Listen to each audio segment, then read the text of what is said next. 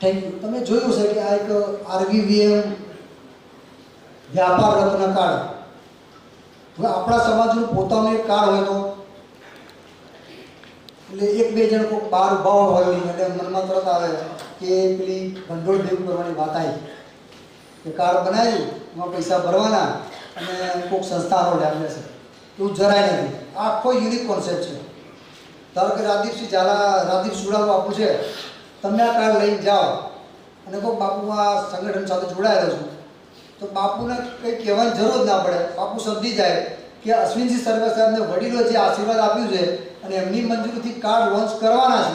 આ card launch થયું છે પણ એનું હજુ મંજૂરી બધું બાકી છે, એની પ્રોસેસ કરીશું આપણે. તમારા સૂચન માગી રહ્યા છે એમને. એ કાર્ડ લઈને રાજદીપસિંહ બાપુને ત્યાં જાય તો પ્લોટમાં રાજદીપસિંહ બાપુ ડિસ્કાઉન્ટ આપે કે ના આપે? બાપુ ડિસ્કાઉન્ટ આપો કે ના આપો? મારો ભાઈ મજબૂત થશે ને 10 રૂમનું ભવન બનાવશે. એટલે આ કાર્ડની પદ્ધતિ આ બીજા ઘણા બધા વિષયો છે. આ કાર્ડમાં ઘણા બધા બેનિફિટ છે પણ બહુ લાંબો વિષય ચર્ચા નથી કરતો. આ ટૂંકમાં લોન્ચ કર્યું અને લોન્ચ કરવા માટે મંજૂરી આપી, તમારો ખૂબ આભાર.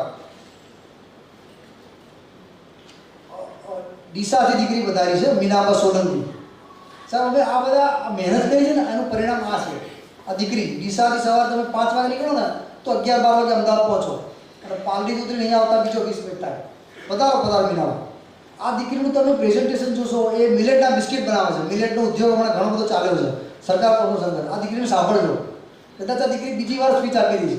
આવી દીકરીઓ આગળ આવે એના માટે આ વ્યાપારી વર્ગ કામ કર્યું છે. પધારો.